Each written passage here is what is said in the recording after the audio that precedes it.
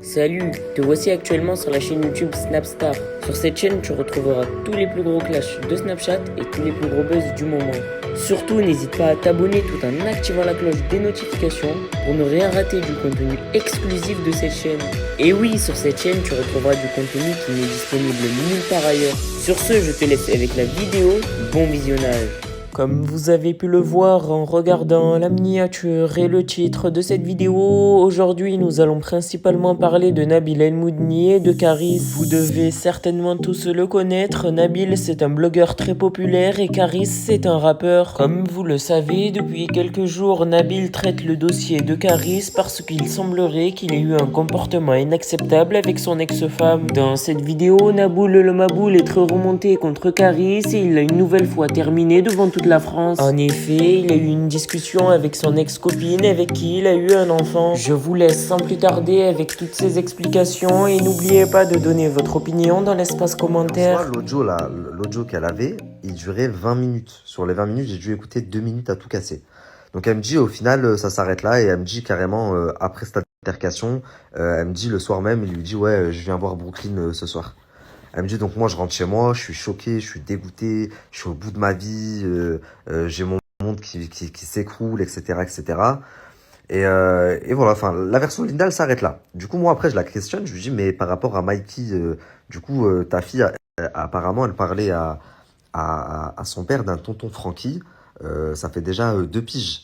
Et il vient de se rendre compte qu'en fait, ce tonton Frankie, c'est Mikey. Et elle me dit, non, Nabil, c'est pas possible. Elle me dit, déjà, il s'est jamais rien passé avec Mikey. Jamais, jamais, jamais. C'est juste un ami. Et elle me dit, la preuve en est. Donc, sa preuve, elle va sur Instagram. Écoutez bien, c'est bientôt la fin de sa version. Et ensuite, on va reprendre l'histoire là où moi, je l'avais arrêté l'autre jour. Donc, elle va sur Instagram et elle me dit, regarde, elle va dans la conversation avec Mikey. Et elle me dit, la preuve que ce que tu dis, c'est pas possible, c'est que toi, t'as dit que je couchais avec depuis 2 ans et demi, 3 ans.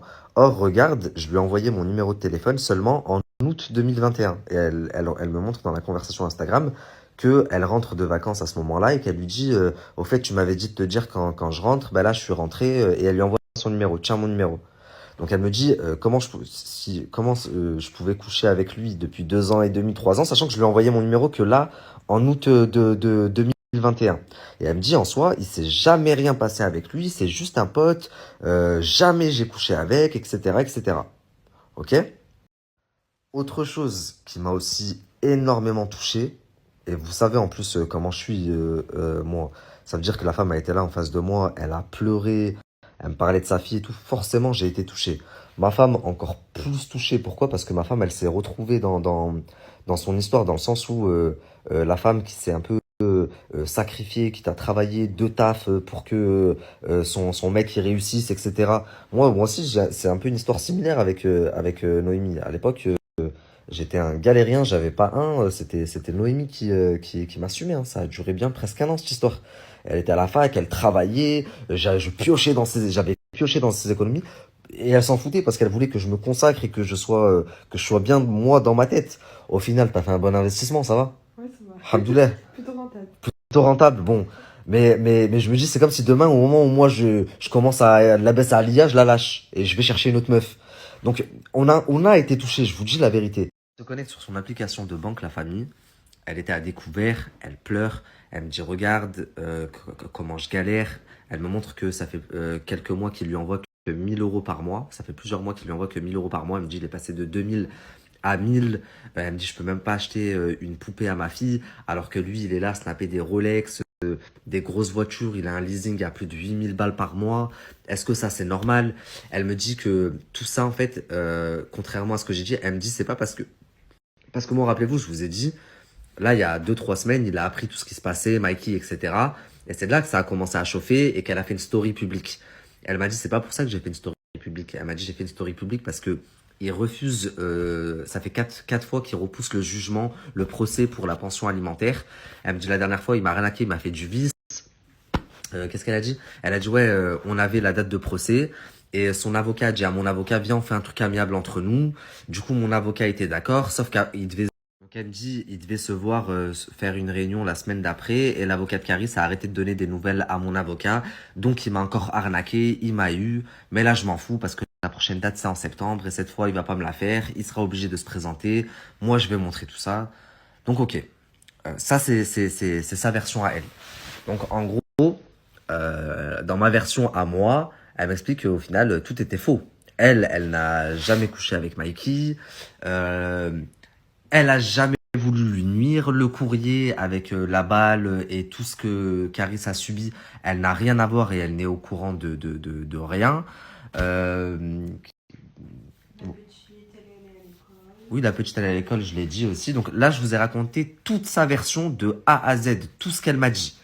Sur tout ce qu'elle m'a dit, il y a des choses qu'elle m'a montrées, comme par exemple le livret de la petite, je l'ai vu. La petite, c'est une excellente élève. C'est vrai que je crois qu'elle a que 10 jours d'absence sur toute l'année, un truc comme ça. La maison, pareil, elle me montre qu'elle a 50-50. Enfin, elle me montre plein de petites choses comme ça. Et le truc, c'est que je me dis, en fait, c'est pas ça qu'il faut me prouver. On s'en fout que je me sois trompé, que la petite, elle ait raté 10 jours d'école et pas un mois. Et c'est futile tout ça. Ce qui n'est pas futile, c'est quoi? C'est est-ce que c'est toi qui a envoyé tous ces gens chez Caris? Est-ce que c'est toi qui a envoyé le courrier avec les grandes menaces et la balle? C'est tout ça qui est important. Enfin, toi et tonton Francky.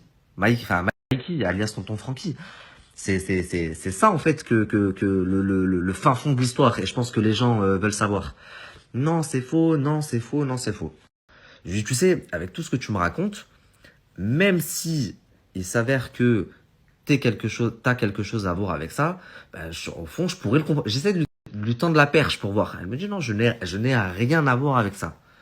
Donc maintenant, les amis, vous allez comprendre les éléments que j'avais en ma possession et comprendre pourquoi la première fois, il y a beaucoup de gens qui m'ont dit Nabil, on a l'impression que t'es pas trop impartial, on a l'impression que tu prends le parti de Caris. C'est vrai que j'étais pas trop impartial, même si je savais pas encore trop sur quel pied danser, parce que en effet, j'avais des éléments en ma possession. Donc regardez l'audio que je vais vous mettre là, par exemple, et ensuite je vous explique.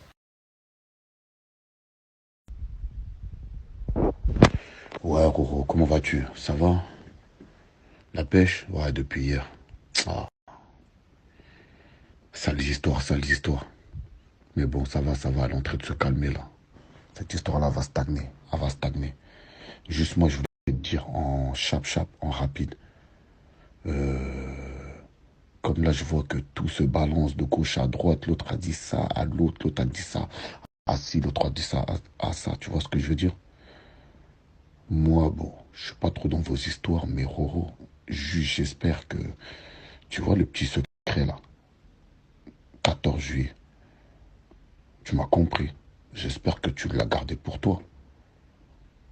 Tu vois ou pas? Voilà, parce que ça, c'est très grave et important. Je te fais confiance sur ça. Je te laisse, mon frérot. Ouais, moi, ça va, mais regarde, on m'a envoyé des